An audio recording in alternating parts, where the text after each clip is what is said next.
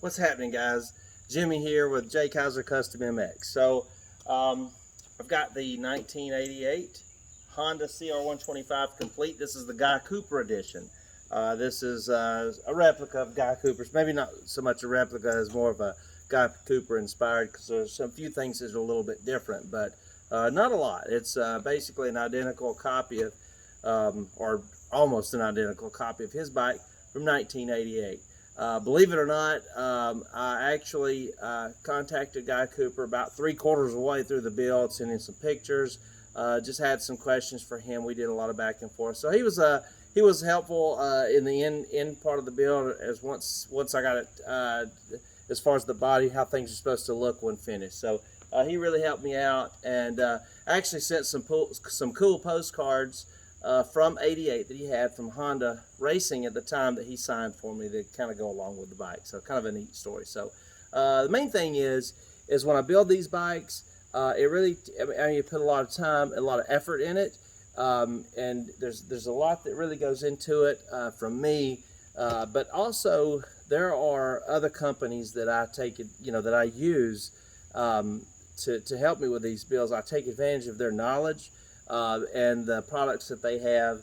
Otherwise, it's just not feasible for me to do it all by myself. And I think that companies that offer services that are trained in that specific field, why not use them? So just to give you an idea, almost every build, I almost always use Millennium Technologies for my cylinder service, the cylinder in the head. They will resurface the cylinder for me. Usually the head, do some head work, cleaning the power valves, and then I buy the piston and the piston top end from them too, the piston, the rings, because they'll set the piston and the gap, the rings, and have it all ready to go. So when I get it back, it's good to go. Now when I send things off to a place such as them, it gives me an opportunity to work on other parts of the bike. So a couple things are happening at one time, rather than just one person doing everything. Factory connection. There's really no sense in me pulling old shocks and forks off and trying to do that myself, and I'm sure I could do a decent job at it, but why not send it to a professional so that they can inspect everything? If there's something wrong, they'll let me know. If we need a part, they'll let me know. If a shaft on a shock needs to be re-chromed, they'll let me know. So it's a great service to have them, in my corner to help me with these bike builds. I use the factory connection down in Leesburg, Florida, and my contact there is Brad, so he does a great job for me. I really appreciate those guys. As far as wheels for the bike builds, and this one too, I always use W Wheel. They have a great OE rebuild program for guys like me, just rebuilding old dirt bikes. And the thing is I can prepare my hubs, get everything ready. I will always look for OEM bearings and seals for the hubs. So for instance, I'll take the hubs, or I'll cut the old wheels off, take the hubs and have those, or I'll do the sandblasting on my own, or bead blasting, get them cleaned up. In the case of the Honda here, I had these powder coated black, just like the Honda rims, Honda hubs were back in '88, '89. They had the black hubs. And sometimes I'll go ahead and have those powder coated silver to match aluminum, just depending on the build. So I go ahead and do that, and then I send the hub and OEM bearings and seals and everything in the internals over to W Wheel, and they take care of the rest. I mean, it couldn't be any easier. Then I get back a complete wheel all ready to go. So it's a great option. For this build, I used for the fasteners, I used Spec Bolt. I've used a lot of different fastener companies. Spec Bolt is the company I chose for this Honda build. Specifically on Hondas, especially late or older bikes such as the 80s and 90s, there's a company over in the UK, or a guy over in the UK, who makes these sprocket covers for these specific bikes, and really nice one. I've got one on my personal bike, and of course I purchased one for this bike too. So that's RJP, and he's in the UK. I start my builds always with, once I tear everything down, I send the frame right over to be powder coated. The frame and the spring and the subframe, if the subframe is not aluminum. And that's where I start every single build. It gives me a you know, kind of like a base to begin with. In Georgia here, I use Greg Scoggins powder coat. He does a fantastic job. I can tell him, hey, I need Honda red, I need Suzuki yellow, or whatever it is, and he knows what I'm talking about, so he takes care of it. For Cerakote, I use State Line powder coating in Ohio. A guy there that does a great job for me, and I send parts over to him. He sends them back. I did not have any Cerakote on this particular build, but I do on others. Also, I use Decal Works quite a bit. This number plate background, this number that you see here, is an actual, well, basically I sent a photo of Guy Cooper's bike from '88 to Decal Works, and they replicated that font best they could. And I mean, it's a spot-on match. Couldn't do it without those guys. These CR graphics here, these tank decals, this is a company that I ordered from a couple of times on eBay, and they make a full shroud graphic for OEM decals to look just like your OEM replica decal. You can find them on eBay. That company is called 09MX Graphics, spelled 0 and then the number 9. I used, let's see, Ritval handlebars on this build. I used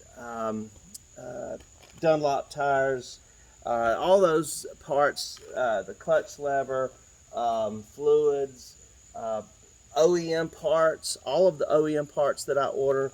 Let's see, I like to use primary drive chains, the gold chain that they sell. All this stuff comes from Rocky Mountain ATV MC. I use them a lot for OEM parts and the other parts I just spoke of. So I use them on this build as well. Seat covers. I've used a couple of places to get seat covers. There's a guy on Facebook that just about everybody knows in the older bike community, has a lot of good replica seat covers. There's also a company or someone on eBay that sells these pit replica, is what it's called, pit replica. And I've bought 2 or 3 from them, and they're actually really good seat covers. This is one of those seat covers, a perfect match, looks good, the font's right, everything looks good. So it's a great replacement seat cover if you're doing a restoration or just need to fix your old bike. Let's see, Boysen. Boysen's a great company. I always replace my reeds when I do a rebuild, as I did in this CR125 with new Boysen reeds. And if the hard parts are available, such as stator cover or clutch cover for that particular bike, as it was on this one, I use them as well. And then finally, Galfer brake lines and brake pads is what I use for almost all of my builds. Same with the CR125 here. This has Galfer brake lines and pads. So there you have it. That's the folks that helped me with this build. And now let's take a walk around and take a good look at it. So the bike turned out really nice. It was a lot of work to do on this one. I'm just going to take a quick circle around here.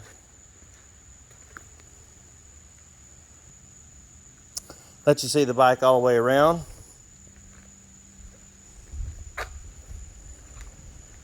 So a couple of things I didn't mention on this particular build. I used the exhaust that came on it was the stock exhaust and the stock silencer. The stock exhaust that was on the bike was beat to death. It was welded 2 or 3 places, broken. It was really a mess. So DG actually still makes a exhaust for this 87, 88 design. So I bought one from them. It's kind of a cool works replica style bike. I thought it looked really neat. It made the build look really nice, and so it was just spot on for this one. ODI grips are kind of my grip of choice. I just like the full and half waffle. On this bike, I chose the full waffle grip. And then, speaking of exhaust, on the silencer here, this is silencer. This was the actual stock silencer, so it's a small one, but it was still, you know, all together and not broken. So I wanted to restore it and you know, put it back on. I thought it was kind of cool. One thing I also failed to mention was that I use Premier vapor blasting for all of my vapor blasting, and so I usually will send them a box of stuff, which includes the swing arm, as you see there, and then the carburetor, fork tubes, and the clamp. So all those were taken care of by Premier vapor blasting. And then I use Prime MX cleaning wheels on a lot of the other parts, such as the linkage down in there, the chain guide, and then other parts that just can use a good cleaning up. The Prime MX cleaning wheels are really great for that. The engine on this bike was really in bad shape. This is probably the second or maybe the first worst shape motorcycle I've ever bought. I ended up just scrapping the cases that came on this bike. I found about 4 weeks into the build, I found another set online, or on eBay rather, that from an 88 CR125 that was in perfect shape,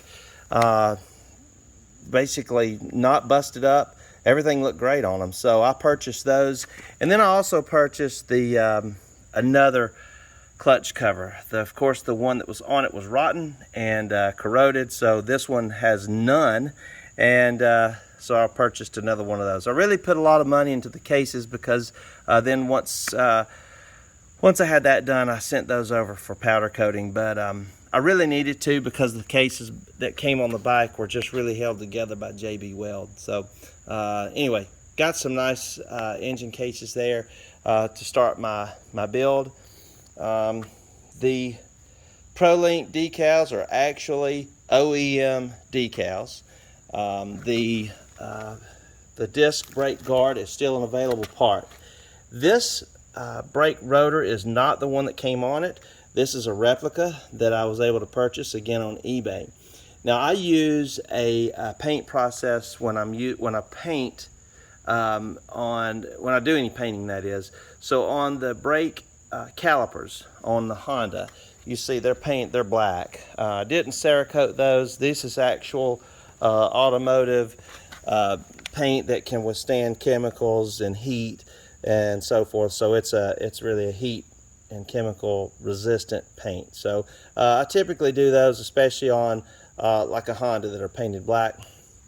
And then of course I do the rebuild kits for the master cylinder and the calipers themselves. So this actually was able to replace the cap on this master cylinder, and then on the rear was able to rebuild those brakes and caliper there as well. So as I mentioned in the beginning, the primary drive chain is a really nice chain. I've used Rocky Mountain for probably the last 15 years or so for just about any parts, but I've put these chains to the test and they are really good quality. I put them up against any other brand.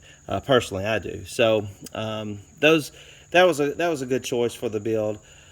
These are not stock pegs, and actually it's kind of a story here. These are a mystery peg that someone had on a little bit newer CR250, newer than this, that is. And I bought them from him, and then repainted those, and still don't know what bike they really came from. But nevertheless, they fit. They look good. They're wider than stock, and I liked them. Use the Prime MX cleaning wheel on all these other parts, such as the shifter and some other things that I noted. But really, just a lot of rebuilding, replacing seals, replacing O-rings, cleaning. The tank was a real treat, best I can tell you. It was something to get this tank back right. And honestly, it was still not that great when I finished it. And I went ahead, this radiator shroud decal also comes with a tank decal, and I went ahead and put that on. I don't always do that, but on this build I did because honestly I needed to. This tank was tough. It was painted every color you could think of. And then the fenders I didn't mention, but this is I bought these direct from UFO, this whole plastic kit for the 88 color red for the Honda, and I ordered those direct from UFO. And then the fork boots are Polysport. Let's see. That is it, guys. That's about all I can think of. I hope I didn't forget anybody. But what a great bike this is. It was a lot of fun to build. Let me turn back around here. It was a lot of fun to build. This was a second entry for me into the Broke to Built contest for this year. But about a month before the contest ended, I knew there was no way I'd finish. I was just too far off the mark. There was too many things wrong, too much to do. So I put it on hold and I focused on the Kawasaki I was working on. And then I got back to this after the contest was over. But so this was a lengthy build, but it was a great one. It's a great bike. These old Hondas, these 88, 89s, I love them. I have an 89 in the garage there that's my personal bike.